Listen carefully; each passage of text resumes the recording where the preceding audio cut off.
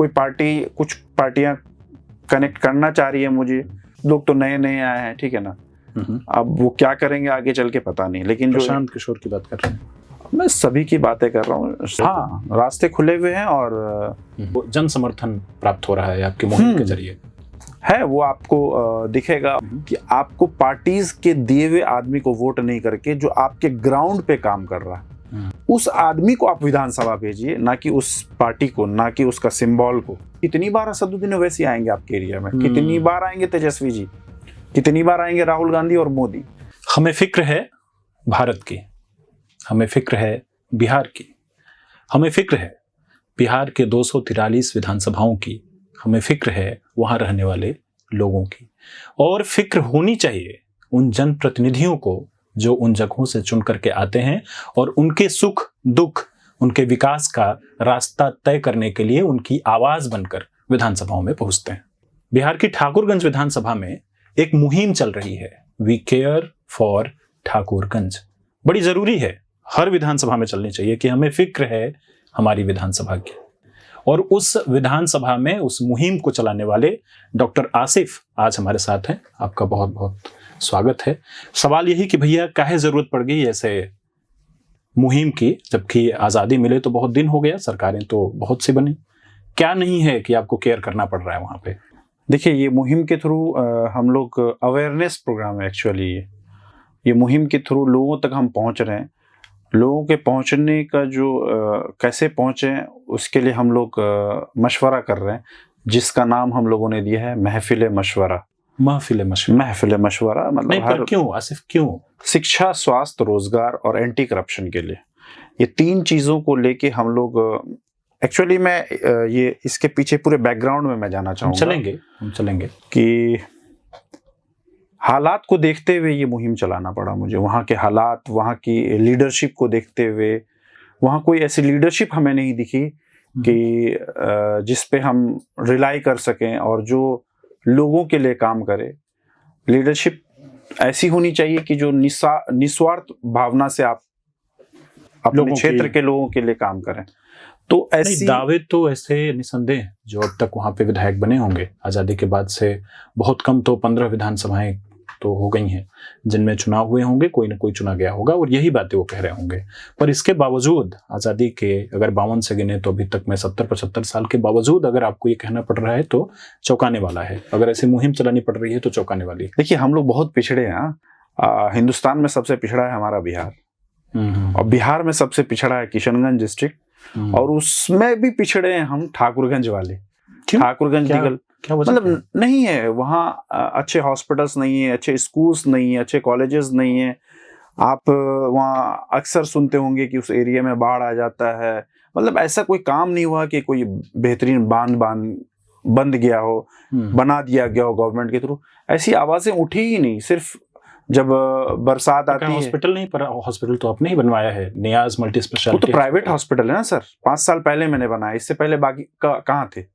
अगर मैं नहीं पढ़ा होता, ये मुहिम चलाने का मेन मकसद है शिक्षा। अगर मैं नहीं पढ़ा होता तो मैं क्या वो हॉस्पिटल खोल पाता? वो किसकी जिम्मेदारी थी? तो कैसे पढ़े आप?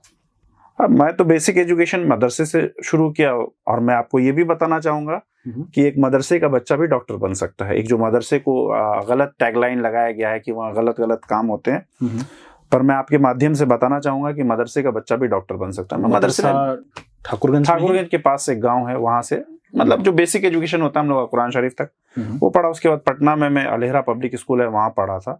फिर मैं अलीगढ़ मुस्लिम यूनिवर्सिटी चले गया, वहाँ से स्कूलिंग, फिर +2, फिर MBBS, फिर दिल्ली के अलीगढ़ मुस्लिम विश्वविद्यालय से ही आपने MBBS की पढ़ाई की? जी, मैंने अलीगढ़ मुस्लिम विश्वविद्यालय में स्टूडेंट लीडरशिप भी किया है। मतलब अच्छा, हम लोग लिंगदो की वजह से हम लोग किसी वजह से इलेक्शन नहीं लड़ पाए, पर एक जमाने तक हमारे ही प्रेसिडेंट रहे, हमारे ही सेक्रेटरी रहे। लेकिन अब जब अपने एरिया में थे आप वहाँ पे? जी, किस ऑर्गेनाइजेशन से जुड़े? हमारा कोई वहाँ ऑर्गेनाइजेशन नहीं होता है। आपने कहा हमारे ही प्रेसिडेंट थे, तो हमारा मतलब we were the kingmaker. अच्छा मतलब लोग हमारे थे, कोई पार्टी नहीं था, पार्टी ऐसे नहीं, संगठन नहीं तैयार किया था, मतलब जिनको आप सपोर्ट कर रहे थे। वहाँ कभी कोई संगठन नहीं रहता है, वहाँ लॉबिंग चलती है, बिहार, बंगाल, ये वो, यूपी, अच्छा वैसे वाले राज्यवार। हाँ, वैसे लोग आपस में जुड़ते हैं और फिर अपने अपने प्रेसिडेंट चुनते हैं। तो हम लोगों ने वहाँ काम किया। उसके बाद दिल्ली में डिफरेंट अस्पताल में काम किया, फिर तो मैंने एमडी किया। थोड़ा सा रुकिएगा, मैं यहाँ रोकता हूँ। मैं एक आम धारणा बताता हूँ। A person who is pursuing MBBS वो ना स्टूडेंट लीडरशिप नहीं करता। ये तो इतिहास, भूगोल और ये हिंदी अंग्रेजी पढ़ने वाले बच्चे होते हैं जो नेतागिरी करते हैं। फिजिक्स, केमिस्ट्री, मैथ्स और ये बायोलॉजी पढ़ने वाला आदमी कहाँ नेतागिरी करता है? कुछ इनबॉर्न होता है, लोग करना चाहते हैं, या ऊपर वाले ने आपके अंदर अगर वो सलाहियत दी है तो करने में क्या बुराई है। आप अभी तो आप ये बोलेंगे कि आप हॉस्पिटल चला रहे हैं, एक डॉक्टर हैं, तो आप एरिया की खिदमत क्यों कर रहे हैं, क्यों आप मुहिम छेड़ रहे हैं? देखिए, जगाने का काम करना पड़ता है आपको। डॉक्टर क्या करता है भाई, मरीज जो भी उसकी सही है आपके उस वाले जो भी। मैं एक बार जानना चाहता हूँ कि आपने पढ़ाई पूरी की अलीगढ़ मुस्लिम विश्वविद्यालय में, आप बड़े हैप्पीली ठाकुरगंज की जो कमजोरियां हैं जिसके बारे में आपने भी जिक्र किया, उससे आप निकल गए थे। अलीगढ़ मुस्लिम विश्वविद्यालय, जितना मैं भी उस क्षेत्र में रहा हूँ, तो मैं समझता हूँ कि अपने तरीके का एक उन्नत व्यवस्था वो हमें रहता है। आपको हॉस्टल वगैरह मिला होगा। हाँ, सब चीज। तो जीवन तो बहुत आसान, और एक तरीके से आप निकल गए थे उस कमजोरी से। फिर वहां से कहाँ गए आप? अलीगढ़ विश्वविद्यालय। फिर मैं दिल्ली के डिफरेंट अस्पताल में काम किया। काम करने के बाद फिर मैं एमडी में एडमिशन लिया महाराष्ट्र में। अच्छा। वहां से एमडी कंप्लीट किया। फिर वापस मैं अपने एरिया में आने से, हॉस्पिटल तो डायरेक्ट नहीं खोल सकते। नहीं, पहले रुकिए, इतनी जल्दी कहाँ आप गए? दिल्ली? हाँ, दिल्ली में। तो दिल्ली तो मकबूल है भाई साहब, सब कुछ तो इजी है वहाँ। आपको घर बढ़िया मिल जाएगा, सब हवा तो थोड़ी देखिए खराब है दिल्ली की, लेकिन इसके अलावा जो लाइफस्टाइल के दूसरे पैरामीटर्स हैं वो तो ठीक है। आपने नाम नहीं मेंशन किया। आप एम्स में थे? एम्स में, सफदरजंग में, अरुणा आसफ अली में। तो ये सब तो सपने होते हैं, आप वहाँ काम ही कर रहे थे? नहीं, देखिए, अपना पहले से बचपन से ही जब मैं अपने घर को देख रहा था, तभी से एक जहन में लेके चला था कि जब भी अगर कुछ बनते हैं तो अपने वापस घर लौटेंगे, ना कि इंडिया मतलब इंडिया से बाहर अब जाने का कोई इरादा नहीं था। ओके। लेकिन ये नहीं पता था कि ये मुहिम भी शुरू करना पड़ेगा, आपको वापस ठाकुरगंज से आके उस तरह से करेंगे। तो हम जब सिलीगुड़ी गए तो सिलीगुड़ी में डिफरेंट अस्पताल में काम किए। वहाँ नॉर्थ बंगाल मेडिकल कॉलेज है, वहाँ भी असिस्टेंट प्रोफेसर है। लेकिन जब कोरोना आ गया तब हमारे एरिया में ना डॉक्टर ना ऑक्सीजन, जहाँ का मैं हूँ, जहाँ का बाशिंदा हूँ। घर पे कौन कौन है? सिर्फ घर में सभी है, वालिद साहब है हमारे, वालदा है, मेरी वाइफ है, बच्चे हैं, बाकी लोग सब ठाकुरगंज में ही रह रहे थे? हाँ, सब ठाकुरगंज। नहीं, पहले तो ये मेरे साथ रह रहे थे, फिर मेरे वालदा और वालिद जो है ठाकुरगंज में ही रह रहे थे, भाई भी रह रहे थे। लेकिन जब हालात कोविड में खराब हुआ जी, तब मुझे जो है ये डिसीजन लेना पड़ा कि मेरे एरिया में ऑक्सीजन होना चाहिए, डॉक्टर्स होना चाहिए। कोई ट्रिगरिंग पॉइंट किस समय वो बात आई? मतलब आप तो बढ़िया ये तो पहले से था कि करना है, लेकिन मैं लेट स्टेज में करता। लेकिन ये कोरोना जो आ गया, कोरोना में जो लोगों की जाने गई, हमारे रिश्तेदारों की, अपनों की, या ऑक्सीजन ना होना, ये सब चीजों की वजह से मुझे अस्पताल मतलब टाइम से पहले खोलना पड़ा। तो अभी अस्पताल अच्छा चल रहा है। तो फिर आपने वहां पे डिसीजन किया कि now I have to hold a hospital. हाँ। कितने बेड और क्या 50 बेडेड हॉस्पिटल है। आयुष्मान भारत भी है उस अस्पताल में, और 10 से ज्यादा कंसल्टेंट एमडी और एमएस वाले हैं जो 24/7 वो ठाकुरगंज में ही रहते हैं। अरे, आपने कहा कि वहाँ तो पिछड़ापन है, तो इतने लोग तैयार कैसे हो गए वहाँ काम? मैंने रखा, वो मेरे दोस्त हैं या मेरे साथ पढ़े हैं। अच्छा। और फिर पेशेंट लोड भी मिलने लगा। ओके। तो अब साथ रह रहे हैं, आनंद आने लगा। हाँ, तो लोग क्या कि एक कंपनी चाहिए, तो लोग रह रहे हैं, काम कर रहे हैं। और सिलीगुड़ी पास में, तो वहां से भी डॉक्टर्स आ जाते हैं। ओके। और पिछड़ा है तो हेल्थ सेक्टर में मैंने थोड़ा सा इम्प्रूव किया ठाकुरगंज को। अच्छा। हमारी टीम ने इम्प्रूव किया। लेकिन जब हॉस्पिटल में 5 साल मैंने गुजारा, तब वहां देखा कि एक्चुअल में बीमारी कुछ और है हमारे इलाके की। क्या है? पहली बीमारी जो मैंने लोगों के अंदर देखी, हर काम के लिए एक बिचौलिए को पकड़ना होता है। मतलब जैसे डायरेक्ट रीच नहीं है ना, डायरेक्ट रीच नहीं, बिकॉज एजुकेशन ही नहीं है। नहीं, अस्पताल में भी मामला है ऐसा। जब अस्पताल में है और कुछ वहाँ ऐसे लोग आए जिनसे मेरे अच्छे ताल्लुकात थे, जो अच्छे पोस्ट पे, जब आप किसी अच्छी यूनिवर्सिटी से पढ़ते हैं, हाँ, तो कनेक्शंस अच्छे हो जाते हैं जी। तो वैसे मामलात में क्या है कि मेरे पास लोग अच्छा है, तो इत्तेफाक से मेरे यहाँ पोस्टिंग हुई, तो बहुत सारे लोगों का मैं जो उनके रोजमर्रे के काम होते हैं, जिन परेशानियां होती है, उसको मैं बिना पैसे के कराया। क्यों? पैसे क्यों लगते हैं? मतलब किसी काम के लिए आपको बोलना है कि भाई फला का सर्टिफिकेट बना दो। नहीं, पर ये तो चस्पा है अभी डॉक्टरी वाले पेशे पे कि सबसे ज्यादा पैसे कोई ऐंठ रहा है तो वो हॉस्पिटल्स हैं प्राइवेट। आप कुछ नया थॉट लेके आपने हाँ, मैं देखिए हॉस्पिटल जो मैं खोला हूँ मैं कमाने के लिए नहीं खोला हूँ। Okay family background is good, everything is good. हम लोग को ऐसा कुछ ख्वाहिश नहीं है कि पैसे कमाने के लिए। फिर मैं सिलीगुड़ी में तो अच्छा कमा रहा था, मैं चाहता तो कमाने के लिए मैं इंडिया से बाहर जाता, वहां ज्यादा पैसे कमाता। अपनों को क्यों लूटना? अगर ग्रेट। तो मैं वो टैगलाइन आपको खत्म करना चाह रहा हूँ कि जो डॉक्टर हैं वो लूटते हैं, है ना। ये कोई करता होगा मुझे नहीं पता, पर मेरे नॉलेज में कोई ऐसा मेरा दोस्त या मेरे कलीग में कोई नहीं है जो इस तरह का काम करता है। दोस्ती है आपकी, मैं माशाल्लाह बरकरार रहे। तो ऐसे ठीक है, तो आपने अस्पताल शुरू किया, लोगों से मिलना जुलना शुरू किया, तो आपने एक समस्या देखी कि बिचौलिए की समस्या है। हाँ, बिचौलिए की क्या है? बिचौलिए मेन जो जिनका ब्लॉक में काम होता है, जिनको थाने में काम होता है, जिनको अंचल में या रजिस्ट्री ऑफिस में काम होता है, या फिर आप जिले स्तर पे कोई काम है, प्रमुख रूप से जो सरकारी महकमे से होने वाले काम, उसमें कोई भी गरीब आदमी का काम बगैर बिचौलिए के नहीं होता है। या जो अनपढ़ आदमी है या पढ़े लिखे लोग भी बिचौलिए का कि नहीं, उनके बगैर हमारा काम नहीं होगा, या इस शख्स के बगैर हम डीएम साहब से नहीं मिल सकते, एसपी साहब से नहीं मिल सकते, बीडीओ साहब से। मैं 1 to 1 सबको मिलवाया। तब लोगों ने कुछ कोशिश की कि हमको पैसे दे। मैंने कहा अरे भाई पैसे किस बात के? बोले आपने मिलो। मैंने कहा आपको मिलवा दिया, खत्म, मेरा क्या इसमें लागत है? बोले नहीं, ये तो ऐसे ही चलता है। अच्छा, उन्होंने आपको पैसे देने की, हाँ, पैसे देने की कोशिश की। तो ये सारी चीजों को मैं देखा कि लोग इधर बहुत परेशान है। तो मैं ये जो मीडिएटरशिप है उसको खत्म करना। तब मेरे जहन में आया कि यहाँ लीडरशिप नहीं है, मीडिएटरशिप है। मतलब दलाली ज्यादा है, लीडर बोल के कोई नहीं है। कि अरे लीडर का क्या काम है? आपके पास आया, आपने फोन किया और काम तमाम। अब उस लीडर को तो एक बार आप जिता रहे हैं, फिर आपके काम के लिए आप उसको पैसे दे रहे हैं, तो वो लीडर है क्या? लीडरशिप ऐसी होनी चाहिए, नेतृत्व करने वाले लोग नहीं, फिर आपको मतलब पैसे से प्यार नहीं होना चाहिए, फायदा उठाने वाले लोग हैं। हाँ, तो आप उस एरिया में क्यों इस तरह का कर रहे हैं कि आप गरीबों को लूट रहे हैं? अगर यकीन जानिए कि अगर इस तरह का मामला नहीं आता तो मैं कोई मुहिम शुरू नहीं करता। या मुझे ऐसा नहीं है कि मुझे मेरे प्रोफेशन से प्यार नहीं है, या मेरा अस्पताल या मेरी फैमिली से प्यार नहीं है। ये सब चीजों को त्याग दे के मैंने एक मुहिम शुरू किया।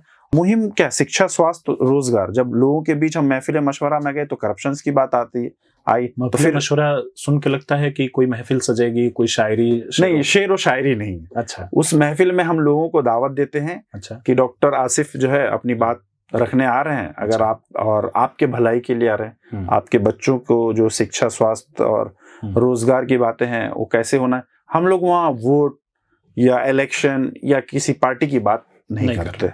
हम सिर्फ और सिर्फ वहाँ के लोगों की बात करते हैं कि आपको अपने बच्चे को कैसे पढ़ाना है, आपको शादी ब्याह में कैसे कम खर्चे में आपको इश्यूज हैं, ये कम खर्चे में आपको निकालना है। ओके। उसके बाद मेहमान नवाजी में आपको बिल्कुल लिमिटेशन में खर्चा करना है, और दान दहेज आपको नहीं देना है। जैसे ही मैं मिसाल के तौर पे मेरे पास बेटा सोसाइटी का नहीं, अगर कोई देखिए आप एक जगह जानिए, बुरहानपुर है मध्य प्रदेश में, वहां की शादी अगर आप जाएंगे, बड़े से लेके छोटे, जो एक हम लोगों ने सोसाइटी बना रखी है कि पैसे पे बड़ा और छोटा करते हैं, तो वहां पे हर आदमी जो है अपनी शादी दाल चावल से होती है। मतलब जो रिसेप्शन होता है दाल चावल होता है, उसके अलावा कुछ नहीं होता है। जब हमारे हिंदुस्तान में ही उस जगह पे दाल चावल का कल्चर है, तो व्हाई नॉट इन बिहार?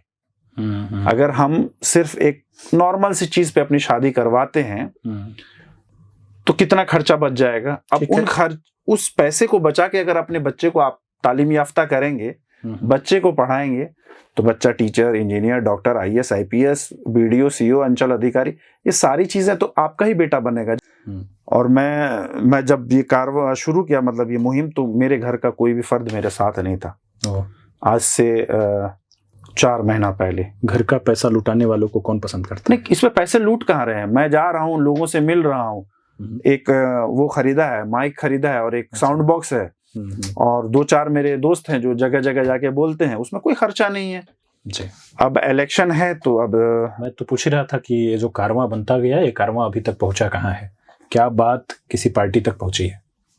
नहीं, किसी पार्टी तक नहीं पहुंची, लेकिन कोई पार्टी, कुछ पार्टियां कनेक्ट करना चाह रही है मुझे, जो मुझे पसंद नहीं। जो मुझे पसंद है वहां पे कौन नहीं पसंद है? और कौन? नहीं, ऐसा कुछ नहीं है। कौन, देखिए कुछ लोग तो नए नए आए हैं, ठीक है ना, अब वो क्या करेंगे आगे चल के पता नहीं, लेकिन जो प्रशांत किशोर की बात कर रहे हैं, मैं सभी की बातें कर रहा हूँ, समझ ही रहे होंगे आप। ठीक है।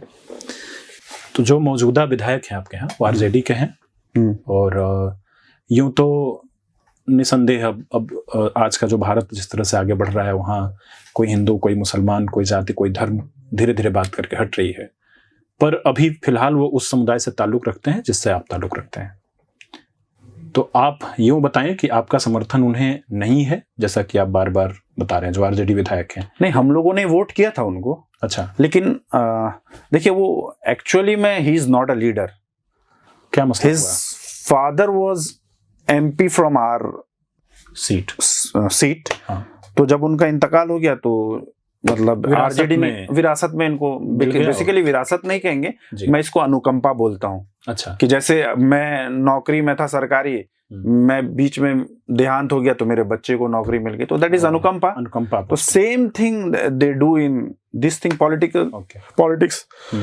तो आप जिस चीज के लिए बने नहीं, वो चीज अगर आपको दे दी जाए तो उसमें तो आप खड़े नहीं उतरेंगे। एक बड़ा गांव है और बड़ा एरिया है जो डिस्कनेक्टेड है, मतलब मेन सिटी से। रोड्स नहीं, ब्रिज जो है, जो गांव अलग है और नदी है। नदी नहीं है तो नदी के वजह से लोग इस पार से उस पार नहीं जा पाते। तो उसका नॉलेज मैं जो एडिशनल चीफ सेक्रेटरी साहब है उनसे मिला था, और उनसे मैं रिक्वेस्ट किया कि बहुत सारे मरीज ऐसे थे कि जो माँ बच्चे को जन्म देना था तो वो रास्ता नहीं होने के, नाव नहीं होने की वजह से माँ भी मरी, बच्चा भी मरा। बहुत सारे बूढ़े ऐसे हुए कि डॉक्टर को नहीं दिखाने, या ऑक्सीजन या फिर वेंटिलेटर या कोई भी ऐसी सुविधा जो अगर उनको मिल जाए तो जान बच जाती।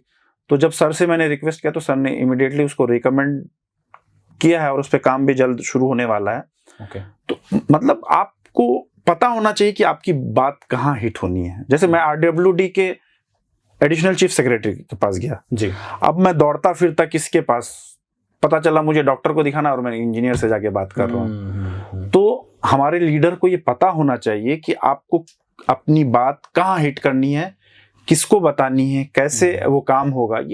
ये सेंस हमको वहां के लीडरशिप में नहीं दिखी। तो उसके बाद ये इजीली मतलब हिट हुआ और काम हो गया। ये अच्छी सी बात आपने कही कि ये अवेयरनेस ही है, आपकी खुद की अवेयरनेस है due to your education and all. हाँ, कि आपने सही जगह पे जाके नॉक किया जिससे कि आपका काम बने। हाँ, यही अवेयरनेस शायद आपके क्षेत्र में नहीं है, जो आप अपने मुहिम के थ्रू। मैं मुहिम के थ्रू यही बताना चाहता हूँ कि भाई एक आपके बीच का लड़का उठ के हॉस्पिटल खोल रहा है, डॉक्टर बन गया, डिफरेंट काम कर रहा है, डिफरेंट जगह जाके हिट कर रहा है, और आपके जो भी इश्यूज है उसको उठा के बात भी कर रहा है, तो आपका भी बच्चा ये कर सकता है। जब मैं कर सकता हूं तो कल को आपके भी बच्चे बड़े होंगे या बड़े होंगे तो उनको अच्छी जगह भेजिए और पढ़ाइए और बेहतर कीजिए। जब सामने आदमी को एग्जाम्पल दिखाई देते हैं तो हाँ, उस पर भरोसा करना, यकीन करना आसान हो जाता है। आपके क्षेत्र में एक मसला उठा था कि काइंड ऑफ मॉब लिंचिंग उसे कहें या यूं कहें कि चोरी के आरोप में, जिस तरह से कानूनन तो यही बात उठती है कि चोरी के आरोप में लोगों ने पीट के मार डाला। क्या मसला था? और मैंने सुना कि इसमें आपने भी कुछ किया। वो मसला थोड़ा दुखदायक है। अब वो हमारा मेन मुद्दा है शिक्षा। ठीक। तो जब हम उस फैमिली में गए तो जो भी आर्थिक मदद होना है हमारी टीम ने किया। अच्छा। लेकिन हमने सोचा कि इस मुहिम के थ्रू लोगों तक ये बता दें कि लीडरशिप ऐसी भी होनी चाहिए जो आपके एरिया के लोगों को या आपके लोगों के लिए कुछ काम करे। और हम लोग ये काम जो किया है उन बच्चों के लिए, वो हम पहले भी करते हुए आए हैं। तो हमने उनके फैमिली से ये बोला कि ठीक है, आपकी माली हालत अच्छी नहीं है। जिनको मार दिया गया? हाँ, उनकी फैमिली, उनकी 2 शादियां थी। अच्छा। और 4 बच्चे थे, 3 बेटी 1 बेटा है। अच्छा। तो उन लोगों से मैंने ये कहा कि कुछ लोगों ने कहा कि इनको मदद, मैंने कहा कैसे मदद किया जाए। तो मैंने कहा कि देखिए मैं मुहिम चला रहा हूँ और मेरी मुहिम में पहला जो वर्ड है वो शिक्षा है। तो मैं चाहूंगा कि अगर आपके फैमिली वाले इजाजत देते हैं तो इन 4 बच्चों को मैं पढ़ाना चाहता हूँ। अच्छा। जब तक ये पढ़ना चाहें, नौकरी नहीं मिल जाती या किसी प्रोफेशनल कोर्सेज में नहीं आ जाते हैं या कुछ बेहतर जगह नहीं पहुंच जाते हैं, तब तक मैं 3 बच्ची और 1 बच्चे को पढ़ाना चाहता हूं। तो 3 से 4 दिन के अंदर उन लोगों ने हामी भरा और मैंने उन बच्चों का एडमिशन कराया। और आज भी उन बच्चों को एज अ गार्जियन मैं देख रहा हूं और सारी चीजें उन लोगों के लिए मैं कोशिश कर रहा हूं कि हमारी टीम करती रहे। तो इस तरह के अगर बाकी लोग भी करें क्या नुकसान है? एक बच्चे को पढ़ाने में 3-4 हज़ार रुपए खर्चा होता है। अगर हमारे इलाके के अच्छे लोग जो अच्छा कमाते हैं, अगर एक बच्चे को भी गोद ले लेंगे तो सोचिए कि एरिया कितना ज्यादा डेवलप करेगा। हर फैमिली से अगर जो नहीं पढ़ा पा रहा है और बच्चा उस लायक है कि भाई अच्छा है, जीनियस है, या तो उसे सपोर्ट मिलना उसको सपोर्ट मिलना चाहिए। प्रतिभावान अगर है तो निसंदेह वो जिंदगी में कुछ ना कुछ करेंगे, और इस तरह की अगर उन्हें कोई सपोर्ट मिल जाता है, क्योंकि कई बार अब यूं तो कहते हैं कि प्रतिभाएं कई मर्तबा आर्थिक विपन्नता और आर्थिक माली हालत कमजोर होने की वजह से दम तोड़ देती हैं, पर अगर आप उनको सेव कर रहे हैं तो निसंदेह अपने तरीके का समाज में एक अच्छा बदलाव लेकर के आप आएंगे। एक सवाल मेरे मन में बार बार ये आ रहा है कि आप स्टूडेंट वाले अपने समय में भी आप लीडरशिप की भूमिका तलाशते थे, और अब आप फिर से जो अपने लोगों के मार्फत बताया कि आप बिना कुर्सी के, बिना चेयर के अगर कुछ काम कर ले जा रहे हैं, तो अगर आप ऐसी किसी गद्दी पर होंगे तो चीजें ज्यादा बेहतर होंगी। तो मेरे जहन में ये बार बार आ रहा है कि एक व्यक्ति जो अपने स्टूडेंट दौर से ही पॉलिटिकल एक्टिविटी में सम्मिलित रहा है, तो कोई ऐसी विचारधारा है जो आपको अच्छी लगती है? इंसानियत, जहाँ पे धर्म की बात ना हो, जहाँ पे कास्ट की बात ना हो, जहाँ क्रीड की बात ना हो। ये मुहिम में भी मेरे साथ हर तरह के लोग जुड़े हुए हैं, तो ये मुहिम का एक ही धर्म है, इंसानियत। जो भी इंसानियत के धर्म को अपनाएगा, हम लोग उसी तरफ जाएंगे। हमें किसी जात पात या एरिया पे हमको उसको आगे नहीं बढ़ाना है, हमको इंसानियत को आगे बढ़ा के हर इंसान को आगे बढ़ाना। किस तरह की किसी विचारधारा से प्रेरित व्यक्ति को आपने राजनीतिक तरीके से सफल होते देखा है? कोई रोल मॉडल, कोई आइडियल? रोल मॉडल देखिए, मैं बीइंग अ मुस्लिम, मेरे रोल मॉडल तो जो हमारे हजरत मोहम्मद सल्लल्लाहु अलैहि वसल्लम है, हमारे प्रॉफिट वो हैं। और एक चीज मैं आपको बता दूं कि जो 4 खलीफा थे, खलीफा मतलब क्या, जो रूल किया है उस टाइम उन्होंने दुनिया पे, जो 4 वही हमारे रोल मॉडल हैं। तो उन्हीं के बताए हजरत अबू बकर से लेके हजरत अली तक जितने लोग हैं, हाँ, उनका बिल्कुल जो भी रहता था डिसीजन कि पक्षपात नहीं रहता था, जो सही है सही, जो सही होना चाहिए वही। तो मैं उन्हीं को रोल मॉडल मानते हुए मैं अपना कैरियर को आगे बढ़ा रहा हूँ, और उसी लाइन पे मैं आगे भी चलूंगा। बेहतर। तो आप डॉक्टर आसिफ थे, इन्होंने न्याज मल्टी स्पेशलिटी हॉस्पिटल ओपन किया है, 50 बेड का है, वो ठाकुरगंज वाले क्षेत्र में है। और बता रहे हैं कि कई, जैसे कि इन्होंने एक सीरियल बताया, क्रम बताया कि यूँ तो भारत में लगभग पिछड़ा हमारा बिहार, और बिहार में भी बेहद पिछड़ा किशनगंज, और किशनगंज के भीतर आने वाली ठाकुरगंज जगह, जहाँ पे ऐसी नदी है जिस पर से पार होकर ही आप किसी शहरी इलाके से कनेक्ट कर सकते हैं, तभी जाकर के आपकी शिक्षा हो, स्वास्थ्य हो, तब आप उससे जोड़ खा सकते हैं, मिल सकते हैं, और आपका इलाज हो सकता है।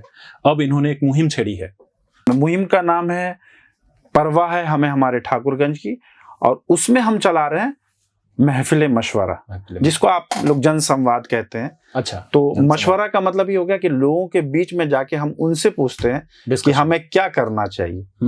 तो लोगों के बीच जो आवाज उठ के आती है उसी को मशवरा कहते हैं। कोई घर में भी काम होता है, 4 लोग मिल के बैठते हैं, हाँ भाई क्या करना है, दैट इज द थिंग।